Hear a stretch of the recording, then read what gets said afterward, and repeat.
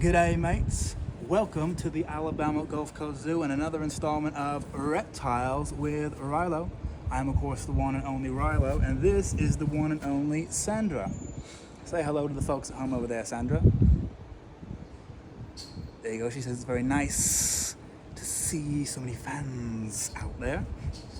So Sandra is pretty cool. She's the newest addition to our little reptile collection that we've got going on in our little department. And for those folks wondering what she is, you've probably never seen a snake like this before, with her short, stubby body and her little shovel-like head and her beautiful colors. That beautiful little tan color underneath, followed by orange with brown spots. That's quite exquisite. And Sandra is actually not a snake native to this area. She is in fact from Africa. And she is called a Kenyan sand boa. Isn't that fantastic? See, you might hear the name boa and you might think normally a pretty big snake.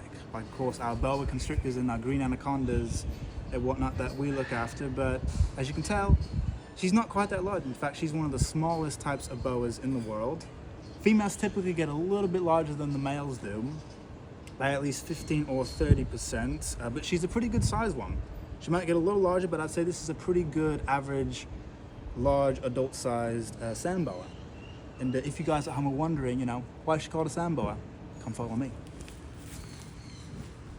See, spending a lovely day at the beach, there's no better friend to take than Sandra, and of course our beautiful little sulcata tortoises that you might have seen in some of the other videos. But check this out. See, if you look at Sandra as she's in the sand, watch that. See, she might not have hands or legs or anything like that, but she does have a nice little head to shovel in. So we'll see how she does. Look at that.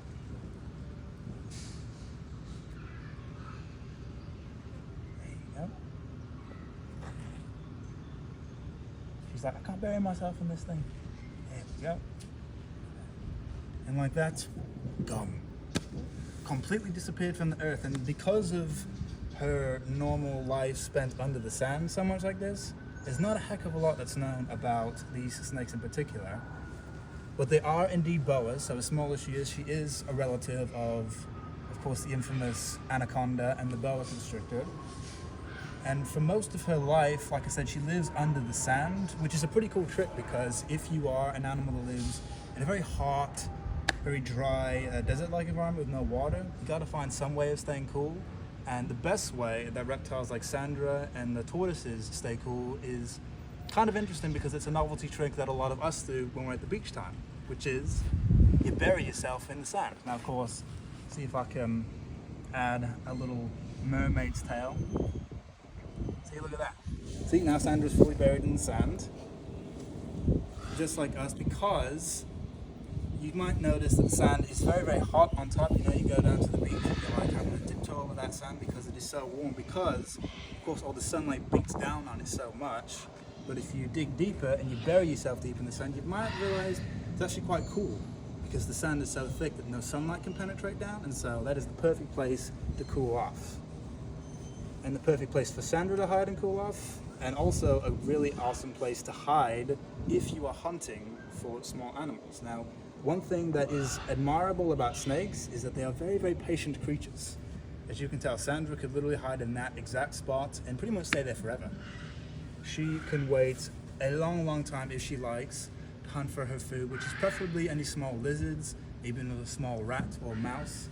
Gets really, really close, and you can see she just sticks a little nose above the surface. So if you were looking at it from afar, you might think there's a little piece of debris or maybe some kind of plant sticking up in the sand, but of course you get really close and you realize that that plant has eyes, a tongue, and a great big mouthful of really spiky teeth to hold that animal in. So you see nothing right now, and then as soon as a little rat or a little mouse comes past or a lizard even, she jumps out, you just see stand and stuff fly, and then there's nothing that animal can do before it's wrapped up in the coils and held tighter than your true love.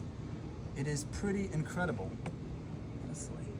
And of course you don't see her right now, and then the way we do it, the way I handle Sandra is let her just above the sand enough so she can see what's going on, and then she's pretty happy. Now, even though a snake like this does have plenty of teeth to bite with, she's completely harmless because, of course, she has no venom. So she relies on muscle power to constrict and kill her food.